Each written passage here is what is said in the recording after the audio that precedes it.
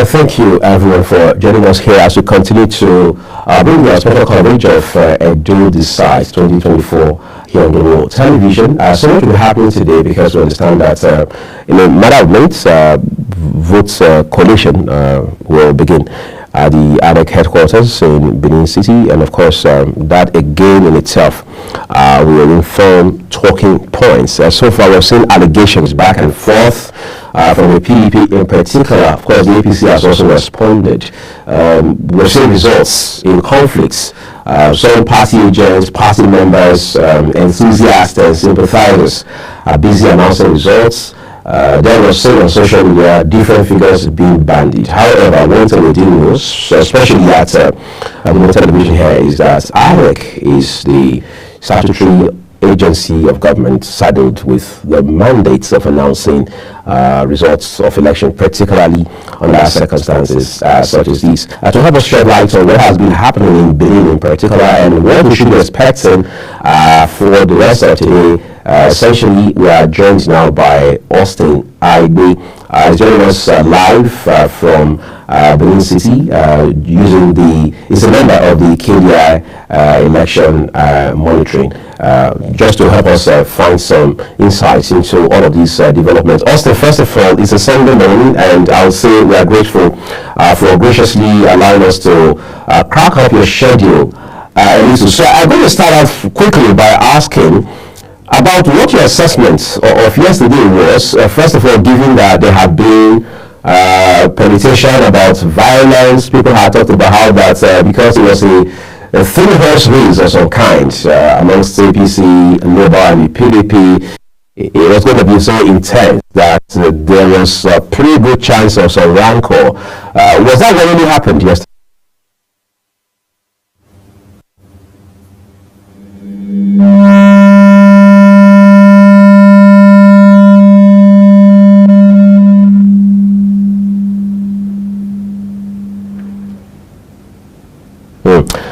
It's supposed to having some audio blowback there with Austin's connection, but we hope he stays on so that he can give us some sort of insights and provide us updates as to what has happened in Benin so far, particularly since voting started yesterday, which in itself also ended yesterday. We understand that it extended by a few hours because of those areas where voting began later than scheduled. But today is a new day, morning after, like I call it. If we have us back, we'll let you know so we can continue this discussion. All right. But in the meantime, we are seeing reactions trailing the polls so far, particularly from the candidate of the People's Democratic Party, Dr. Edo, who has expressed disappointment in the way the process has been so far. Let's listen to Edo. Sorry, I didn't hear your question. The internet just went out. Please, could you repeat the question? All right, we're going to see all of those videos because we have that video. We have a few other reactions also coming from the Director General of Edo Campaign Organization in Edo States, who then was as a former member of Edo State House of Assembly, Matthew Uwekere, who will also air his opinion about his assessment regarding yesterday's polls. And then something controversial also happened in the hours of today regarding, centered on the incoming governor of the states, Governor Obaseki, and we'll see the APC equally react to that. Let's take a quick break, everyone. We will return shortly.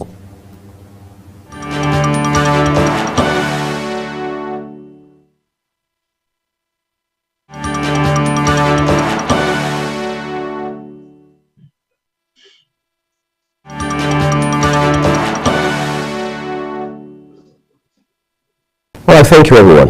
We have one of those updates waiting for you shortly, but let's take the time quickly to hear from Austin Igbe, who is live in Benin City for us. Again, Austin, good morning. We appreciate your time with us, regardless of in spite of your busy schedule. This Sunday morning, will you be kind enough to just give us a bit of condensed updates as to what has happened in Benin so far, particularly your assessment of this election?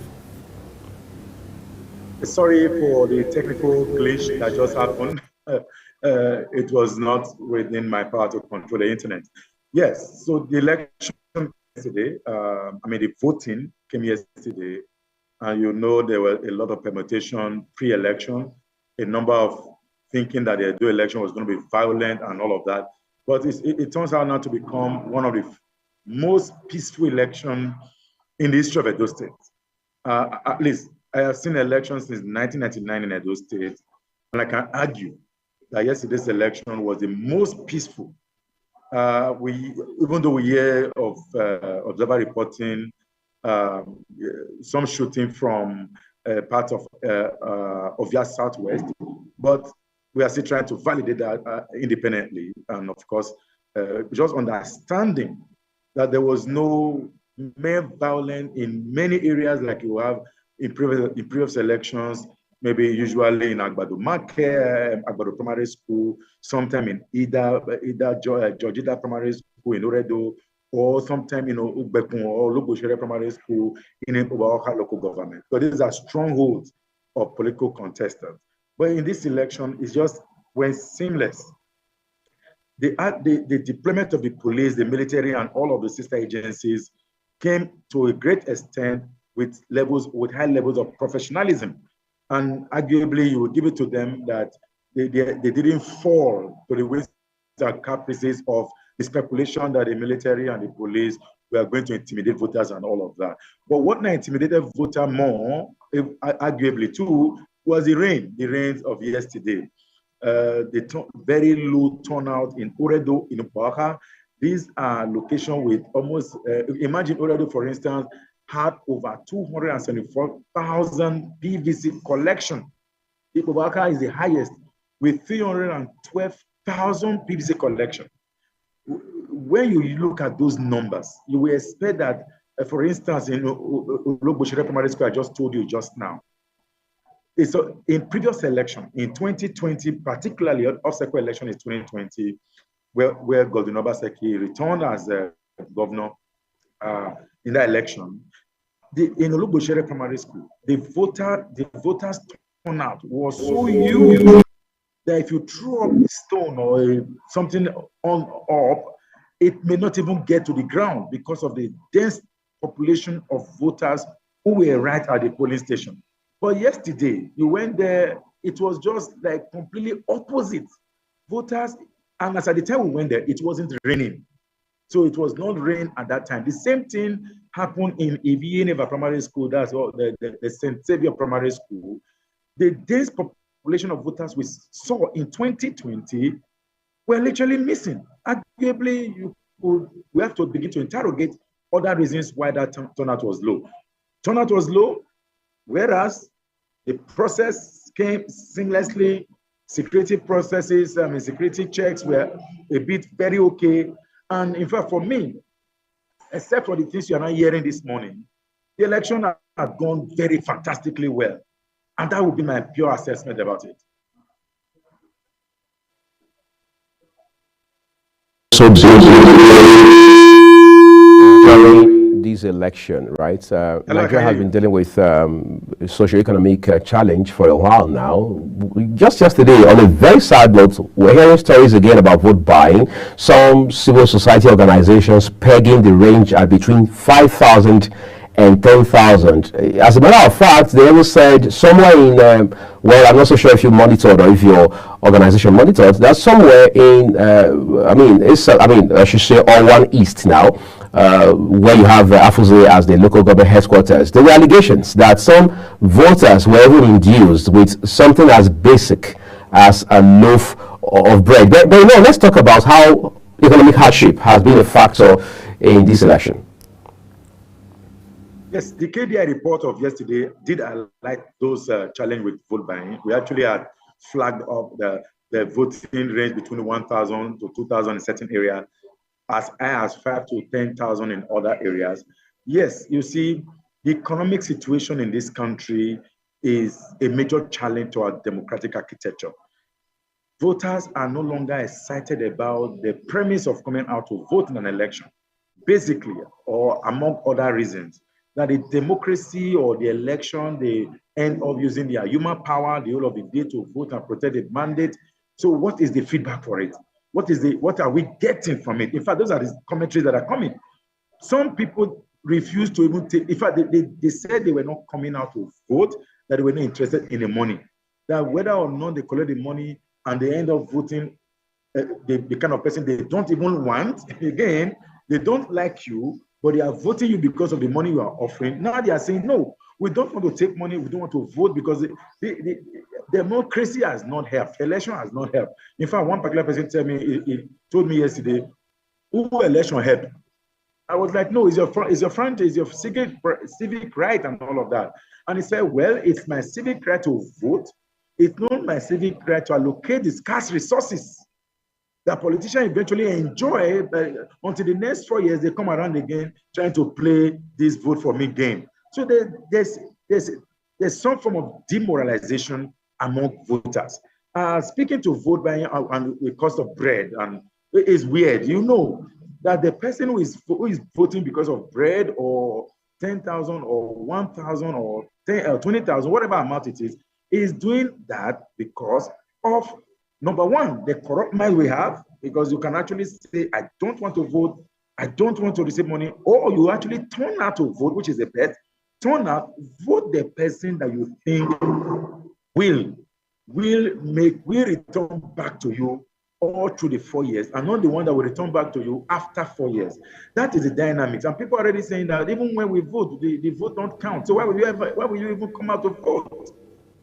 The hunger in the land had an impact in yesterday's election.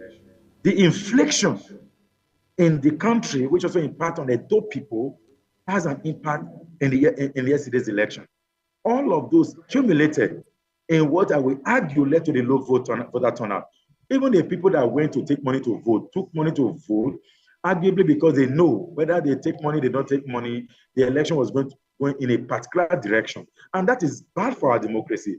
Nowadays, we no longer take vote buying as a matter of seriousness, even though EFCC and the police did arrest some folks who were buying vote yesterday, and hopefully they are prosecuted. And beyond that, there are also other individuals who were arrested with arms, particularly the eve of the elections.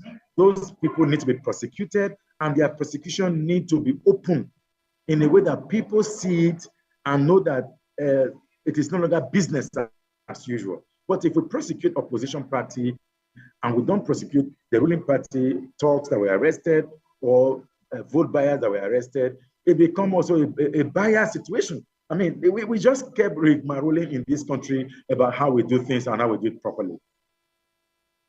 Of Austin, let's talk about INEC, because it's almost impossible to have this conversation without having INEC as a very important strand, right? So prior to the election, there had been concerns about what INEC's role will be, preparedness or otherwise of the commission. So some people would say INEC was under fire, others would say INEC was in the eye of the storm. And now voting started just about 24 hours ago. We're done with voting. Today we're looking at collation. What's your assessment of INEC in particular? It has to do with distribution of materials, essential and non-essential, or the way its staff, permanent and ad hoc, have conducted themselves so far. Thank you again. INEC is always a culprit. Every time you talk about the election, you must always have something to do that has to do with blaming INEC. Yesterday, material were deployed late to certain polling units, even in Oredo here, where you have supposedly INEC office, where you have the CBN office, where the materials were stored, where the roads are even better off. Materials left the rack center late. Some of them complaining that they don't have fuel, and then some with their racketing vehicle. You know, INEC partners with the National Union of Road Transport, and with their racketing vehicles that cannot even take the materials and the personnel together, ended up going back and forth because most of those vehicles are too tiny to pack the materials, and then the personnel, ad hoc officials and the security personnel, because you need to take them all at once. So, for instance, in the George Ida Rack Center, the vehicles were returning and going You go and drop and come back and pick another one and go and drop. It was a logistical error, and we should have bypassed that by now, but we experience it again in Edo. Even though INEC will later come out to say in areas where materials have arrived late, the voting process will continue. But again, in most of those areas where material arrived late, there was even no, the crowd that turned out were even not sufficient enough to extend the voting beyond the time. So it's a weird scenario. If you now, the PDP is accusing INEC. If you look at the latest information that is coming out, the PDP governors who are in Edo, led by the chair of the campaign council, with the governor of the state, Obaseki, they just had a press conference a few minutes ago that ended, and they were accusing INEC of certain manipulation. Last night, like you reported about Honorable Matthew Dwayekeme, who is the Director General of the Campaign Council, had gone to the INEC office and laid accusation about what was happening in Isako area where Adamso Shomole had his strongholds, and claiming that there were manipulation in those areas, and apparently maybe also wanted to go, do something, and eventually there was no access. It's weird, and we have also seen complaint from the candidate, the running mate to Aswe Wedalo, Sarodin Ogie, who has also flagged complaint about collation center being relocated from the original point. For instance, the collation center at Western Boys High School in Bobahi area, according to the running mate of the PDP governorship candidate, he claimed that the word collation was not holding there, and they moved it to INEC office. And an attempt to assess the word collation in INEC office is not up to them, and they flagged it up. But everything that happened in the daytime, it was day. We saw them. Everything went incredibly well. And if you also follow what has happened with the IREF right now is about 96-97% upload. So IREF results were uploaded at the polling unit point. But usually the problem is that if you rely on IREF alone, you may have manipulation at the word collation point. In fact, the greatest challenge to our electoral system and manipulation process of elections happen at the word collation point. That is where results that people voted at the polling unit and stay all day on the sun, in the rain, can be cancelled. So results come to the ward, and the ward returners look at the errors in the result and just rejects it and cancel it. Maybe human error. Maybe the presiding officer figures did not tally. We have seen from EC8A trending on social media. In fact, sister media agencies have already flagged it too, where the total number of people accredited were 213, whereas in that same result sheet, the number of people who voted was 406. I don't get that madness. How can someone make that? Well, okay, you can say that is not a mistake. If that from EC8A is correct, that presiding officer, the name, I think something on Bozowa, should be immediately tracked down and arrested and prosecuted. We cannot begin to take these things for granted. You don't accredit 213 and have 406 voting in an election. It is not correct. And people will just slide it on that to say it is a normal thing. It is a normal thing. Corruption is not a normal thing. It is killing our system. And these are some of the things INEC must deal with. It must prosecute that ad hoc staff, because they were told if they did the wrong thing, they will be prosecuted. And this person who did the wrong thing should face the wrath of the law. That way, INEC confidence can begin to upgrade, like INEC did in Adamawa State, when the rec of that state went ahead to declare Benani as governor. And INEC stopped the process and reviewed the process using the result on the IRF, and of course, results tabulated to retabulate the result, and eventually came up with the clear winner of the election, which is Governor Fitiri, who is now in Edo, leading the campaign in Edo State. INEC can deal with its internal challenges, particularly the manipulation in internal operations, and bring to book all of those who are responsible are damaging the institution called INEC.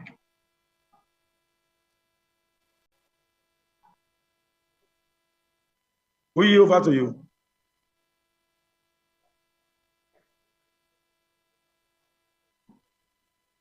Hello, Uyi, I cannot hear you. No. Okay. I'm sure you should be able to hear me now. I can hear you now. Yeah. All right. Hopefully we reconnect with you again later. Thank you so much, Elson Aigbe, KDI Election Situation Room faculty member, for joining us this morning. All right, so there's been a big issue in Benin, very controversial one that has to do with the incumbent governor, Godwin Obaseki. Pictures of him on social media being at the INEC headquarters in Benin City, where people have been asking what exactly was the governor doing there. I mean, as somebody who was neither on the ballots nor an official or officer of his party, the People's Democratic Party, but then we also have seen the APC react to that incident in itself. The governor has reacted to that officially, because the PDP this morning, barely an hour ago, actually put up a press conference in Benin where the governor categorically reacted to this issue. But let's see Asuego Dalo, the candidate of the PDP in this election, and what he has to say about the process.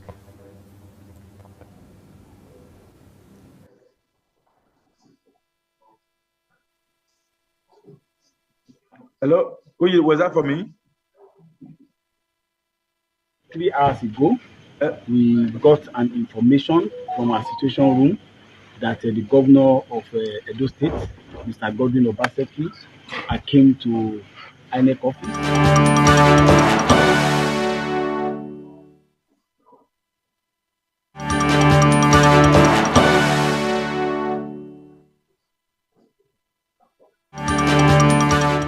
I think it's interesting, you know, because I slept very late last night.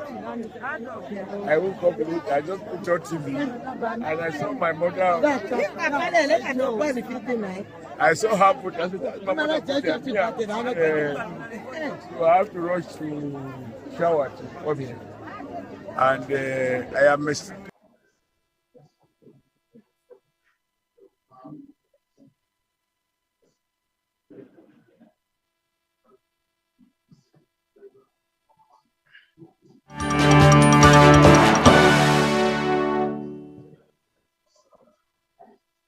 Supposed to have been some collation in some of the local governments in Oredo and Ikpobaoha. All of a sudden, some people came in, threw tear gas, and kind of drove everybody that was there outside the office. They've now insisted that all of those collations should come into the INEC headquarters. The problem was our agents then started telling us that they were not being allowed into INEC headquarters. So my deputy and I came in here to find out why they are not allowing our agents to the collation center. There are too many funny things going on all of a sudden, and there seems to be INEC complicity, police complicity, working together. And this cannot be right for democracy in this country.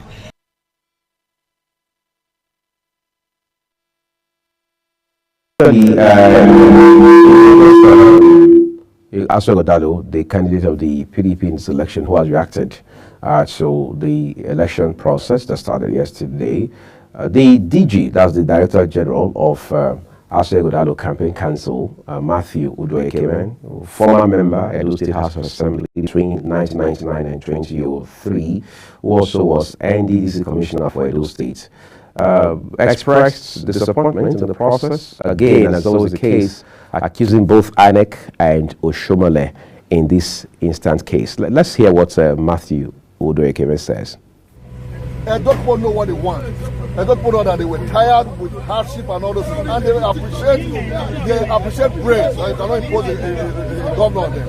They voted, and as well, Godalo won overwhelmingly by well over 70% of the total vote cast. Now, what did they do? Come down to Oshomole with 10, the 3 years accounts, and then they went to start operating, trying to cover up the gap.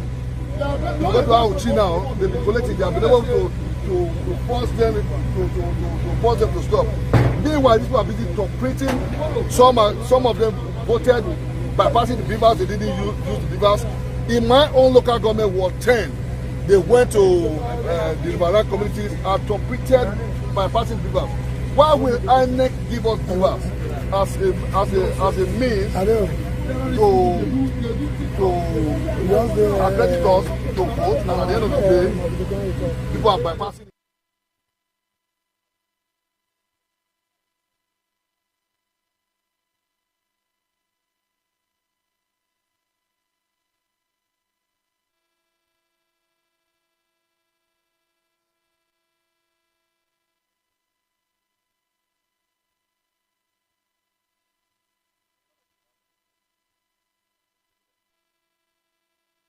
Intensely contested election, but then we have much more coming your way. We're going to have election observers, civil society leaders who will share their thoughts about what they've observed and what their sentiments are regarding this this election that is yet to be concluded. But more importantly, Global Television will continue to follow the collation of results for you once it begins and do analysis of all of these developments as they unfold. At top of the hour, 12 in West Africa, it will be time for us to bring you our midday news. Please stay with us.